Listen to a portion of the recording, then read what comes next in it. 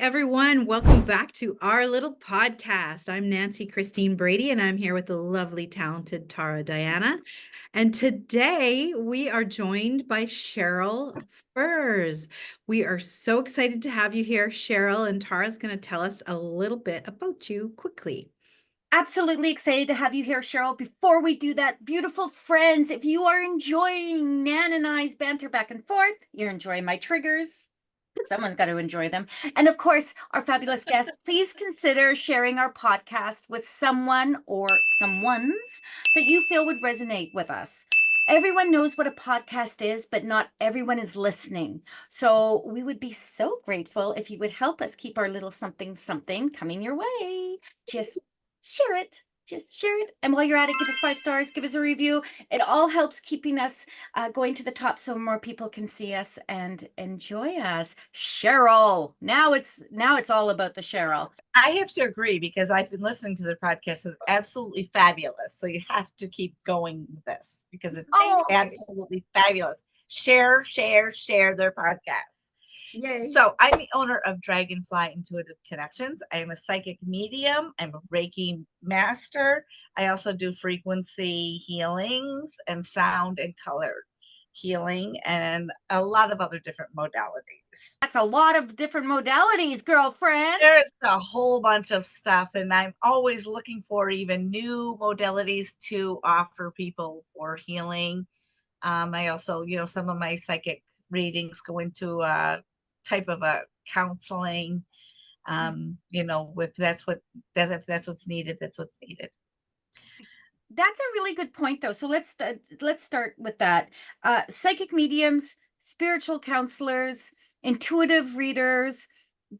There are so many different titles and ways of doing the work, but I am an evidential medium who does mostly empowerment work now. What does it mean? It means that literally I help people find their authenticity.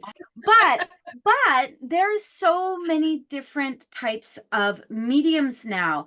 But the foundation of mediumship, in my personal view, is literally the fact that you are a vessel for energy, be it spirit, be it source, God, goddess, Buddha, Krishna, whatever you believe in, baby.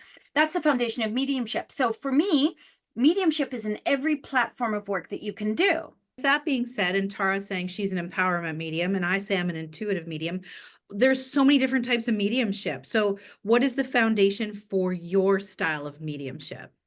So whenever anybody asks me about what type of work I do, I say I just look at someone's energies and I really am just sharing what I'm getting. So I don't really go with any certain different specific foundation. I look at them, I read their energy, I get what I'm getting. So it's all intuitive. I use no tools. I don't use a pendulum, not for my readings. I don't use any cards, nothing. It's clearly just energy. So whatever needs to come, whatever that reader, or I'm sorry, my client needs to find, and what answers they need to have is what is coming to me. So any of the information that I'm getting, I always tell people right away is you need to know that the information that I'm giving you, that I'm sharing with you, is not for me. It is for you. So we're going to talk about this and we're going to figure out what this message is and help you figure out what this is. Let's work on this and try to figure out what it is. Is it something that's from your past that you still need to work on? Is it something that is coming your way in your future so that you are aware of an energy that's, in your future, that you have your free will to change or make a correction in your life? Or is it something that's going on right now that needs to be worked on? Or is it a spirit that's coming through that has a message for you? Because I don't know. When I sit down in front of somebody, I have no idea. I don't know if it's going to be mediumship. I don't know if it's going to be psychic. Okay, so there we go. So I'm glad you said those. Exactly what I was going to say now. Because when I speak about styles of mediumship, I am talking directly about when you connect with spirit on the other side. when we talk about connecting with people's energy, to me, that's psychic reading. So maybe I should have made the question a bit more clear. Oh, I think she answered it perfectly. Okay. So she is a psychic medium, Nan. She described So there we exactly go. what she does. So the medium is the vessel for the energy. So even though she's doing a psychic reading, right? I mean, Yeah. she's reading the energy of the person coming around. She's still the medium. She's still the person that it's coming through. So she's a psychic Right. medium. And then she threw in at the end, she was like, Cheryl, you were like, yeah, and if there's a spirit that comes through, well, amen, hallelujah, let's bring that spirit through. Right. Because I always tell people, so, you may want a mediumship reading, you may want to connect with a lost loved one, but you have to understand that that is spirit's choice. So just like we can't always say you want to connect with this person, True. one specific person, we may not be able to connect with that specific person. I've had many readings where someone gets a message from someone that they did not want to hear from, but there was a very specific reason why that person is wanting to have a communication with them, a message to them. And they generally are very good, loving, healing reading that they end up getting, this communication that they're having with the spirit. I was just gonna say, I always tell people, I don't have the 411 to spirit. I don't get to pick and choose who comes in for you. And so the person with the strong message, even if it is your great grandma that you never met before, if she comes in with that message, it's the strongest one to take it now. And it's the same thing like when I was listening to your podcast about the question of whether or not it's going to be a pet, an animal. And it's the same thing because it could also be one of your pets that you lost, where it's coming through and saying, hey, I've had that happen where a pet would come through and say, why do you not have another pet? Because you have so much love for another pet. Why are you not having another pet? And so those kind of things happen. And that's what happens. So when we have these abilities to be able to connect to these energies, to spirit, to psychic, whatever the message is that is right for you at this moment, this is what we're going to present. I like that because it's definitely what defines being a good medium. You're the telephone, you're delivering the message. Fun fact though, what I find, humans are far more like you say, we get what comes through if they're willing to talk to us. When I do animal mediumship on the other side, almost always the animals show up though. Isn't that Right. interesting? Isn't that Right. interesting? Because people, not so much, they want to talk to their brother or their grandma or whatever, and they don't always want to show up. But I'm gonna say something. okay, So I say that whole thing about 411, the spirit, I don't have it. But 9 times out of 10, if that person, I'm like, I bring someone through and they're like, thank you for the message. No one ever says to me, hey, that was, I didn't want to hear from them, but I will almost always be able to bring the person they want through. Now it's not me, it's my connection to spirit. And I will be like to my guide, I'll be like, Tony, baby, this person we have is go there get 'em. anyone else there? Is Yeah, there anyone else there, baby? And go Tony, get 'em. yeah, go get them. Do something here. Make me Right. look like a superstar. But and most of the Exactly. times I can bring someone through. There is the odd time I can't bring the person through that they want to. And I will always start off with, when I'm bringing an extra person through, I'll be like, I have a female here, and I'll give as much evidence in the first, if I'm bringing someone extra, like the person they really wanted to come through, if I'm bringing that in, what I'm saying is I will try to bring the evidence through immediately. So it doesn't look like I'm just hauling in spirits all over the place. I'm just bringing in the one. They got the message they needed, right? They Right. got the message that spirit said you needed. Now I want them to have the message they want. A small example, let's see if I can do this as quick as I can. I was contacted by a woman several years ago, and I had never met her. I've still only met her once.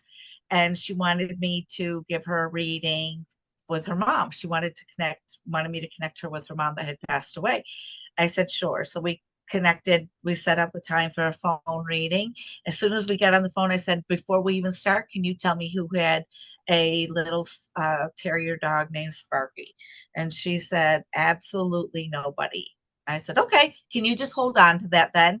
I think it's for you still, so just hold on to it, but maybe it's not for you. And on we went on with her reading. About a week later, she contacts me and she said, Cheryl, can I send you a photo?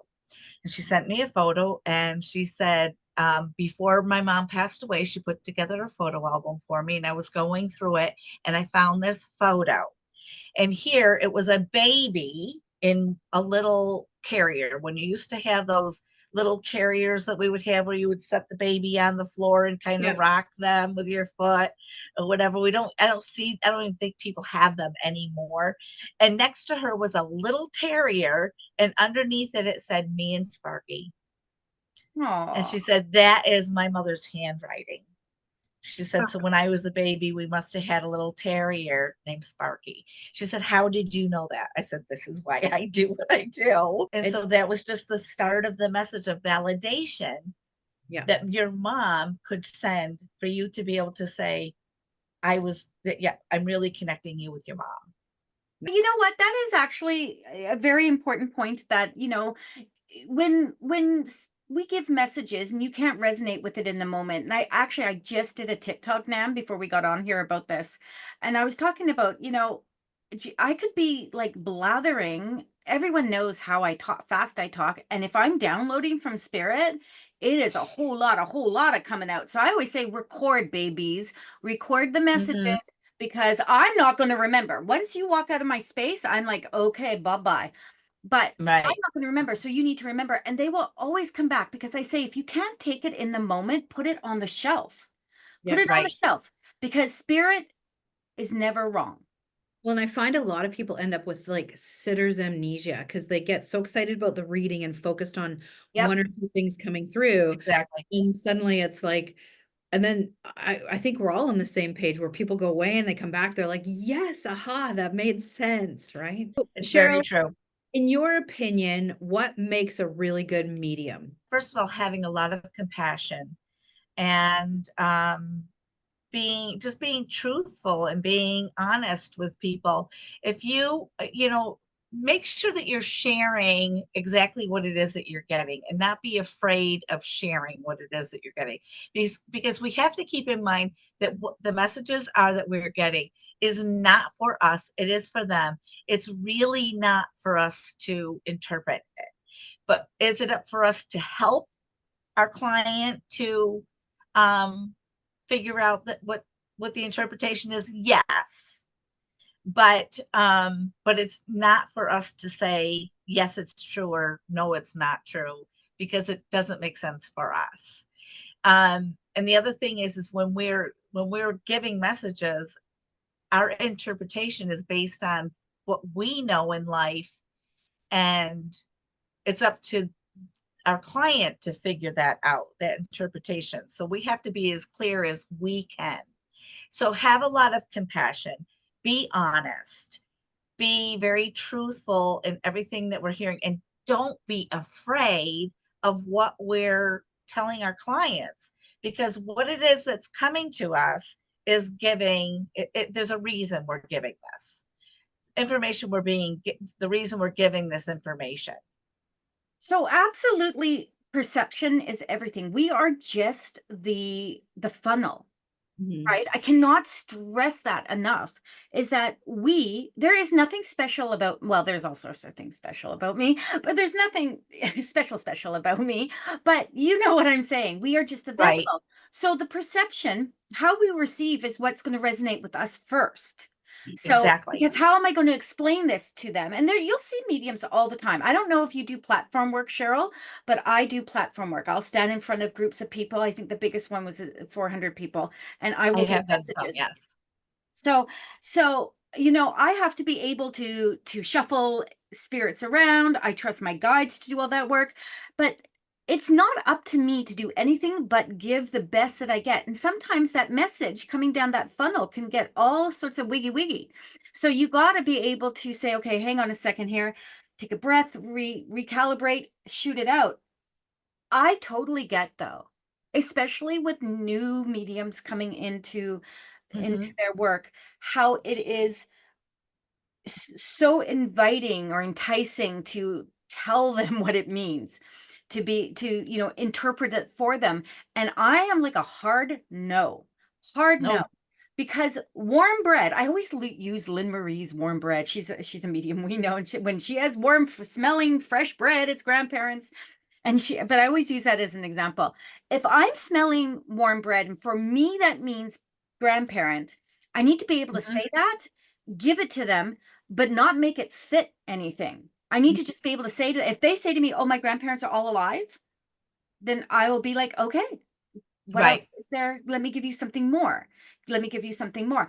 Now, we talked about what makes a good medium, that you're talking evidential mediumship there for sure. That is evidence. We want to give Right. evidence, and everyone gives evidence differently. I am not a name person.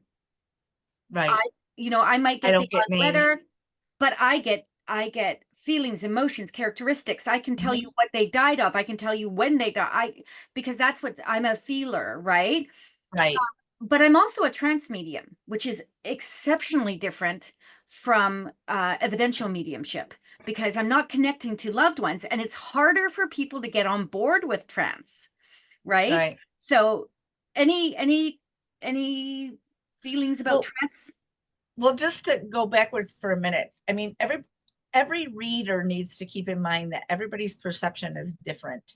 So that is why we have to tell exactly what it is that we're getting as a message, and not worry about whether or not the way that we are um, giving that message isn't correct. As long as we're giving what that message is, and what we're getting from spirit is giving us, our client will ultimately be able to figure this out, because it's their loved one that is communicating with them. They are the ones that can figure each other out. I mean, we can help them to an extent. Absolutely truth. I mean, we can only give what we get, and then lovingly leave it in their hands. So you Right. do trance as well, Cheryl? No, I don't. I pretty much, my readings are all pretty much, this is what I'm getting, and this is what we are, when we can talk about it to an extent, but I can't pick it apart and say this is exactly what your loved one is meaning, because it's their lives, it's their experiences. So I can't, I don't Yeah, try to pick things apart for I them. think trance is very different from that. I think trance is, for me, trance is when I actually remove myself from my energetic self and allow other spirits to come through and use my body. And Um, speak through you. yeah, and I love doing that. I don't Mhm. offer that as a session. I'm like, Right. hey, come on over and let Kuan Yin have a chat with you. Sometimes it will come through. Sometimes I will just break into a trance. Not very often. I find that a lot of people don't understand it. If it does happen, they love it though. They are loving it Yeah. because it's so profound, because the ascended masters come in. But trance is one of those things that I think is very hard. And I know some amazing trance mediums. I've Um, never tried it. yeah, I don't So know I if don't it's even I don't even know if I could do it, because I've never tried it, because it's one of those things that I don't know. It's not a fear or anything to do it. I just never have tried it, but I just might have to. I might I have to I now mean, if it's not going to do. it's something that when I have people that do trance with me, like if I'm holding a circle or anything like that, I'm very selective on who can do, because it can be a very disconcerting kind of, you can't do it by yourself. You can't just sit there and be No. like, you have to have a battery with you. And Nancy's been my battery many, many times, Hmm. holding that energy for me. I always come back. I've never drifted off into La La Land, but you don't know what's going to happen. That brings me to something a little fun. Shall we do some fun? Sure. Nan, you still with us, baby? 100%. Let's do it. Let's talk about I'm physical all for it. Physical. mediumship. So Oh, physical mediumship. You guys heard about the Fox sisters in the United States? They Oh, were, yes. yep, okay. So Been then, to Lilydale many, many times. oh, nice. Lilydale, oh my goodness, I have some good friends, Jake over there. I You know what? I've been to Arthur Finlay. And in England, that's where I met Jake. I cannot say Jake's last name for love or money. It's so long. So, anyway, so Fox Sisters here.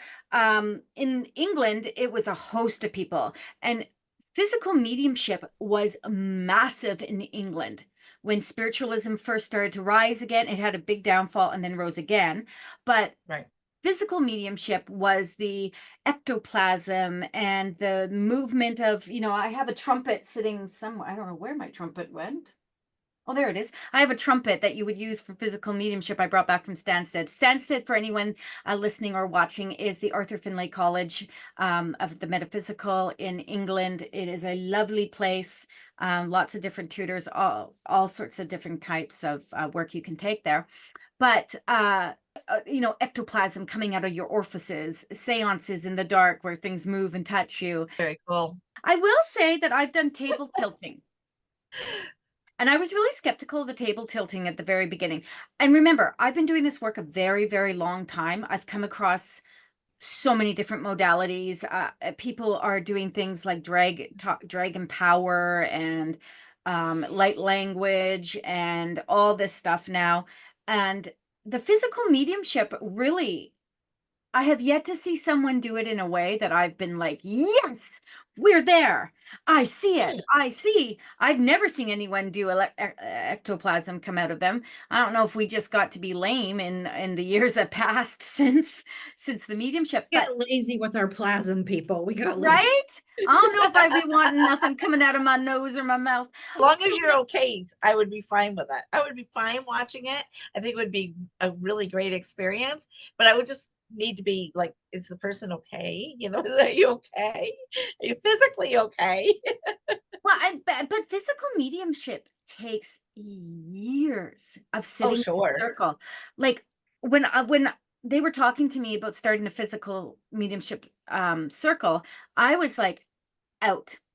I have no patience to sit there, no desire to sit there still for 2 hours, once a week. You can't Absolutely. go for 10 minutes. Right? So I was like, nope, I don't need anything coming out of any orifice that badly that I have to give up being able to move around. But I'm very, very interested and really very impressed with those that do sit in those kinds of circles and are able to levitate and move things and things like that. But it makes me kind of, for the first time, I felt a little skeptical until I did table tilting. And the table tilting was crazy. Hmm. It was crazy. When we first did it, I was skeptical. I was standing there, I had my hands, and I'm the person on the Ouija board. I believe in the Ouija board. I use the Ouija board, and I have no problem. I don't put my hands on it because I'm like, no way. No. You have my energy. But that table tilting, I didn't even put my hands on it. I had them up just a little bit. And that table there was 4 of us on the table. And the first time we did it, she asked if my son was there. And I was like, oh, why? And Mm. and then it shifted and it moved and it did all these things. And now I'm doing this. Where's everyone's hands? What's everyone doing? So it kind of took me out of my power. But when we came back and we did it again at another event with an actual trance medium that had come from England, named Joe Bradley, very lovely lady. When she came in and we were doing the table tilting. And so I really wanted to push it. Here's a medium who does this. I was like, okay. So one of my sons, she's like a godmother to him, was there with us at a different table. And so I just said, I just totally said, Ryan, if you're here, shove this table up Lynn's butt. Being very facetious, and the poor people that were with me at my table didn't really know me very well, and they're looking at me, and that table shot right forward and hit Lynn in the butt. Hilarious. I love that. Oh my God, that's great. I literally turned around And I was like, well, hello. But Lynn was like, what are you doing? Like I didn't do it. I find the biggest skeptics that come to us for readings are other intuitive mediums. And why, Nan? Tell us why, baby. Well, in my opinion, it's because they want the proof. They want the evidence that what we are doing is real. A lot of them are new in the beginning of the Mhm. journey, and they really want to see that evidence so that what they're trusting in and the work that they're doing, suddenly it's not just them in their own world, it's everybody else that is also Right.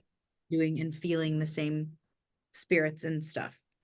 I I've find seen that, and I've also experienced it where they aren't so sure that others have the same experiences. They seem to think that they're alone in this, that Yeah. they're the only ones that are experiencing these same situations. And so, even ones people that I've known for years and years and years and know how I operate, how I do my readings and things, will ask me the same questions. Are you experiencing this? Are you experiencing that? And they feel like they're the only ones that are in this by themselves. Um, and you have to try to explain to them, we're not all so different. What's your thoughts, Tara? my thought is that every time I ever sit down with someone to get a reading, they tell me I intimidate them. You can, you're a Scorpio. Yeah. I am too. I Yeah. always say, hey, baby, I have no expectation. I have no expectation. Literally, whatever you give me is what I'm meant to hear. That Mm. usually calms it down, and usually it's the people that have been to my classes or have done one of my events or whatever, and they go in there. I always feel a little bit odd when they say that, though, and I feel like I need to calm them down and get them into their space. But I don't Mm. actually go for a lot of readings. Usually when I get a reading, it's to support someone's event, or I'm kind of sussing someone out energetically for an event I'm running and they're new to my space. And, I just want to make sure that we vibe on the same level. I do have very distinct things I look for in a medium, uh, evident, evidential wise. You know what I mean? How they give a message. Do they have the etiquette to give a message? Etiquette's a big one. We were talking about what makes a good medium, and we kind of got sidetracked. And for me, it is the etiquette in giving a message, knowing how Very to true. be able to receive something from spirit and be able to give it in a way that doesn't cause fear, doesn't cause chaos, doesn't Yeah. cause, we are not doctors, we are not No, counselors. So, no. calling themselves spiritual counselors, I did that at the very beginning of my journey many, many, many years ago, and I took it off because it gives a perception. I'm not even super into people calling themselves healers. Right. But we're not going to tell people that, oh, if we see that there's something that a medical ailment or something that is going on with them. I never tell someone that. I might say to them, hey, are you up to date with your physicals? How have you been feeling? We kind of lead them down that kind of a path for them to kind of assess themselves and get to the doctor and go to the doctors. Have you, had your annual physical? That kind of a thing. Will never tell somebody that you've got. I have experienced other psychics that had literally sat down in front of somebody and said, oh, you're going to have a stroke, when you're never going to do something like that to somebody, because first of all, what you might be seeing really is not that they're going to have a stroke.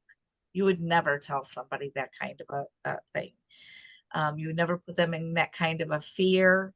Putting them in that kind of a panic just is very unprofessional for you to do that. And it's not right for us to do that. We're not doctors. Mhm. Well, that's the whole point. Like, we are not doctors, so we No. cannot, we can guide them, like you said, gently to a place of Yeah. consideration. For sure, we can do that. But, the other thing is that the etiquette of giving a message really comes down to being able to also use your psychic ability to suss how the person is receiving. Are they Hmm. actually hearing what you're saying? Now you said I don't use any tools or anything like that. And one of the most interesting things is I love oracle cards. Now, I don't need oracle cards. I love oracle cards. And ever since Nan and I have become besties, I've become obsessed with oracle cards. But I don't generally use them in my my mediumship readings. So if someone's sitting Mhm. one, then I don't generally use them. But I have found them to be the handiest tool when you see that someone has completely lost, they can't keep up with me or whatnot. And so I will flip those cards, and every single time, without a shadow of a doubt, they will match what I've just said to them. And it gives an anchor. All of a sudden, that person will look at me and be like, oh my, why that card was way more empowering than I was. I don't That's know. great. But it works like a mofo. No lie detected. That card works so beautifully. Now, pendulums are one of those things. I have one here. I just use it to play with, as you guys Thank can see. you. I One just of mine. so I don't have, I've seen people use pendulums for great things. I don't have the patience for it. I see people, using tarot cards and knowing what every tarot card means and exactly I don't have patience for it. An oracle card for me is an easy enough card for me to pull, give, and then spirit just gives me everything. I feel like I'm the laziest medium, Nan. You know what? It's okay. It's one of those things that we all, I think what you're saying as well is we're all unique in what we do with our tools that we use. So Exactly. it's whatever, Tara and I both love Oracle cards. I have a guilty pleasure of collecting way too many decks, and I but have many too. you can't go wrong with crystals and decks. But I think for any of the listeners out there, it's whatever floats your boat, whatever tool you need, use it. They're an accessory, and they do help deliver the message. They help Mhm. anchor anchor the client sitting in front of you for sure. I use them for myself. I just don't use them for others. And I have one um tarot deck that I can read like it's so clear. But it is I don't know if have you heard of the Decameron set? But it's like kind of a medieval age time setting, but everybody's naked. I can't use them in front of people because, but Oh my I God, I look so at would use them. I would be flipping I those things all but over. not everybody is accepting of that type of a thing. But I look at them and I can see, and everybody is in a whole bunch of different sex acts in Mm. these cards. Well, So I good. Okay, can't so really maybe I use wouldn't be flinging them all over. okay, but you'll have to now you're gonna have to look for a Decameron set. So you'll see what I mean. So, anyways, but me looking at them, if I did use them, you can look at the expressions on the people's faces. What's going on? Is it a good situation? Is it not a good situation? So then you've got other psychics and other mediums that will use tarot cards because they know, they have memorized the meanings of specific tarot cards, which I don't have a clue. I don't have a clue because I just don't use them. And then other people use them as tools. Mhm. I get it. I get it. And I would never tell somebody not to use any of their tools. If they resonate with you, you should most definitely use them. Absolutely, I agree. I Absolutely. just can't use my tarot cards that I can use that I can The read. ones you like, you can't use. On that note, Cheryl, thank you so much for this conversation. That was a hell of a note. Everyone's going to be looking up those cards. We're going to have to put them in the comments. We got a couple questions we like to ask all of our interviewees on the wrapping up of our chat. What is the best spiritual advice that you have ever received, and what is the best spiritual advice that you would offer? Actually, it's probably about the same thing, is to go with what is right for your heart. Don't let anybody ever tell you that what you are wanting to do, the path that you want to follow, is not correct. The only way that you're going to know whether or not the path is correct is by following it. You'll know whether or not it's the right path for you. Um, Not too long. It won't take you too long. So you won't be spending a lot of time on a path that's not right for you. Nice, I like that. And Tara, you have a question you like to ask at the end as well? If you could have spiritual tea with anyone, who would it be and why? It would be the Dalai Lama. I would love to sit and talk with the Dalai Lama. I just think that it was a very insightful conversation. I just think that there would just be, I don't know. I've always been very fascinated by the Dalai Lama. I love that. Dalai Lama. Cheryl, thank you so much for being with us and having this banter back and forth. It's what Nan and I do, and we do it well. So we're glad you could just join in and have fun with us. We appreciate it. Thank Thank you. you so much for inviting me. I really enjoyed this. Awesome. And for everyone listening, if you enjoyed this, give us some stars up, share our podcast. And if you're new, please come back, listen to us. It's good. And I thank you. agree. All right, everyone, until next time. Bye, everyone. Hey, before you Bye. guys leave, make sure you go and check out all Cheryl's information down below. We'll have it all Okay. there. Dragonfly Connections. Go look her up. You're going to want to check it out. I look We're forward smart. to hearing from everyone.